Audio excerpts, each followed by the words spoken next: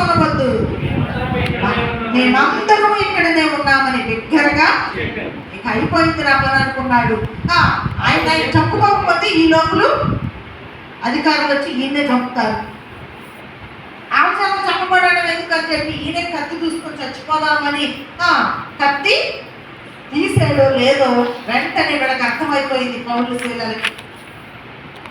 అయ్యా నువ్వు ఏ హాని చేసుకోవద్దు, మేము ఎవరం పారిపోలేదు, మేమందరము ఇక్కడే ఉన్నాము. అప్పుడు పౌలు నేను ఏ హాని చేసుకోవద్దు, మేమందరము ఇక్కడే ఉన్నామని బిగ్గరగా చెప్పాను. అతడు దీపము తెమ్మని చెప్పి లోపలికి వచ్చి వణుకుచు పౌలులకు శీలకు సాగిలపడి వారిని వెలుపలకు తీసుకొని వచ్చి, అయ్యలారా రక్షణ పొందుటకు నేనేమి చేయవలను, అందుకు వారు ప్రభువైన యేసునందు విశ్వాసం ఉంచును, అప్పుడు నీవును నీ ఇంటి వారును రక్షణ పొందుదరని చెప్పి అతనికి అతని ఇంటున్న వారందరికీ దేవుని వాక్యం బోధించింది. రాత్రి ఆ గడియలోనే అతడు వారిని తీసుకొని వచ్చి వారి గాయములు కడిగెను.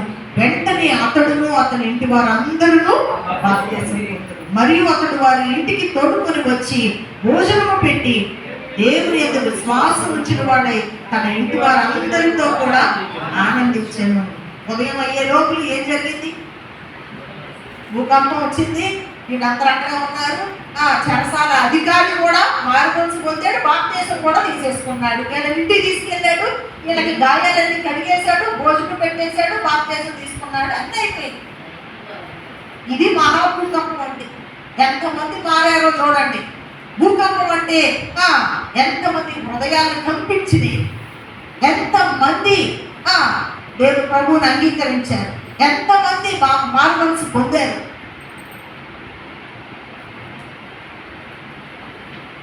మనము కూడా కష్టాలు వచ్చినప్పుడు దేవుని స్తుతిస్తే కంపల్సరీ మహాభూకంపం వస్తుందా రాదా? మహాభూకంపం వస్తుందా రాదా? నువ్వు కష్టాలలో దేవుని నువ్వు స్తుతిస్తా ఉన్నప్పుడు నిన్ను చూసిన వారు రక్షించబడతారు. క్రైస్తవులను చూసి, మన యొక్క విశ్వాసాన్ని చూసి, మన ధైర్యాన్ని చూసి, మన పట్టుదలను చూసి, ఇలాంటి పరిస్థితుల్లో కూడా దేవుడు నా పక్షంగా ఉన్నాడు, నాకు తోడుగా ఉంటాడు అన్న ధైర్య విశ్వాసాన్ని మనం కనపరిచినప్పుడు అది చూసిన అనేకులు ప్రభు చేత ఆకర్షించబడతారు. మనం భయపడిపోయి కష్టానికి పరిస్థితులకి భయపడిపోయి మనం వెనకాడుతూ ఉంటే ఎక్కడ వస్తే భూకంపాలు? అక్కడ భూకంపం వచ్చింది, చెరసాల పునాదులు కదిలిని, సంఖ్యలు విడిపోయినాయి. నీ కుటుంబంలో నిన్ను చూస్తూ ఉన్నవారు నువ్వు దేవుని స్తుతిస్తా ఉంటే నీ ఇంటి వారి సంఖ్యలు కొడతాయా కొడవా?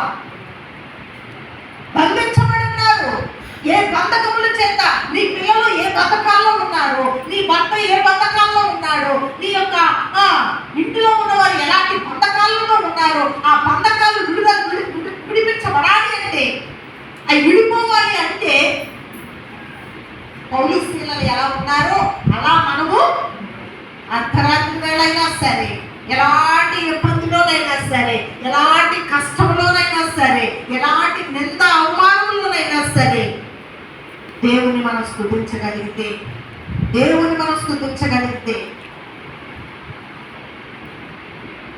నన్ను చూస్తూ ఉంటారు నా పిల్లలు.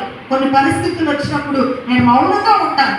నువ్వు ఎందుకు మౌనంగా ఉన్నావు మమ్మీ? వాడు ఊరికి నేను అంటే నువ్వు ఎందుకు ఊరుకుంటున్నావు అన్నది నా కూతురు. దాన్ని కోపం చేస్తుంది, దానికి నా మీద ఏక వాళ్ళను మా మమ్మీని ఎవరన్నా అంటే అన్నట్లు ఆ పిల్లకి ఎంతో ఇది వచ్చేస్తుందో. స్వతంత్రంగా అక్క చెల్లిళ్ళో తమ్ముళ్ళో అన్నప్పుడు ఏదన్నా అన్నప్పుడు మాట వచ్చి నేను పడతాను, నాకేం ప్రాబ్లం లేదు, నేనేం వాళ్ళకి ఎవరన్నా ఎవరో అంటే అన్నారులే నన్ను అనుకుంటాను కానీ దాన్ని పట్టించుకోరు. కానీ ఆ పిల్ల అవన్నీ చూసినప్పుడు నువ్వు ఎందుకు నువ్వు ఎలా ఎందుకు దేవుడు చూసుకుంటాను కదా, మనం చెప్పుకోకూడదు అని చెప్పి నేను చెప్పినప్పుడు నా ధైర్యాన్ని చూసి నా పిల్ల ధైర్యపరచబడతాను. మనం అలా ఉన్నప్పుడు దేవుడు కార్యం చేస్తాడు, దేవుడు జోక్యం చేసుకుంటాడు. మనల్ని దేవుడు అని చెప్పి ఆ పిల్లకి నేను చెప్పే అవకాశం నాకు దొరుకుతుంది. మనమే బలహీనం అయిపోతే, మనమే తొందర పడిపోతే, కొంతమంది ఉంటారు మనల్ని ఎవరైనా అంటే మన వాళ్ళతో మాట్లాడుకోగా మన పిల్లలు కూడా చెప్పి అంత మాట్లాడబాబు, నువ్వు అన్నింటికి వెళ్ళబాబు, అది చూసాను ఎట్లా అన్నారు నన్ను, నేను అయిపోయింది. నేర్చుకోవడమే. ఏం నేర్చుకుంటారండి మన పిల్లలు? ఏం నేర్చుకుంటారు? వాళ్ళకి సంఖ్యల మీద సంఖ్యలు పడిపోతా ఉంటే తప్ప సంఖ్యలు విడిపోవు. వాళ్ళకి విడుదల ఉంటుంది వాళ్ళ జీవితంలో. మనం బంధించబడి మనము మన బిడ్డల్ని బంధించుకునే స్థితిలో మనం ఉంటున్నామా? లేక మనము దేవుని స్తుతిస్తే వాటిని భరించుకుంటా ఓర్చుకుంటా మనం దేవుని స్తుతించగలిగితే మన కుటుంబాల్లో బంధకాలు విడిపోతాయి. అంతే. మహాభూకంపం కలుగుతుంది.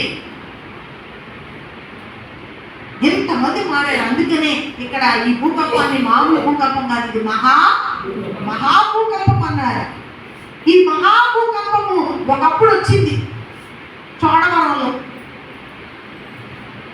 కొన్ని దేశాల్లో రోజుకి ఎన్నో సార్లు వస్తాయి భూకంపాలు. భూమి కంపిస్తానే ఉంటుంది. మన దేశంలో భూకంపాలు లేదు. ఏ భూకంపాలు లేవు. ఈ భూకంపం లేదు, ఈ భూకంపం అసలు భూకంపాలు లేవులే. కానీ ఈ బైబిల్లో ఉన్న ఈ పౌలుశీలకు వచ్చిన మహాభూకంపం వచ్చింది ఒకప్పుడు చోడవరంలో. ఎప్పుడు ఆ భూకంపం తర్వాత మరలా ఇంకా భూమి కంపిస్తూనే ఉండాలి. మన ఇళ్లలో చిన్న చిన్న భూకంపాలు వస్తానే ఉండాలి. ఏది ఆగిపోయినాయి, భూమి కంపించాలి. ఎందుకు ఆగిపోయినాయి అంటే నువ్వు ఆగిపోయావు. నువ్వు దేవుని స్తుతించలేకపోతున్నావు, నువ్వు ఓర్చుకోలేకపోతున్నావు, నువ్వు సహించుకోలేకపోతున్నావు. నీలో విధేయత లేదు, నీలో తగ్గింపు లేదు, నీలో ప్రార్థనాత్మ లేదు. అందుకనే ఏమైపోతుంది? కాబట్టి రక్షించబడిన మనమే దేవునికి అడ్డుబండలుగా ఉంటున్నాం. మనమే దేవుని కార్యాలకు ఆటంకంగా ఉంటున్నాం.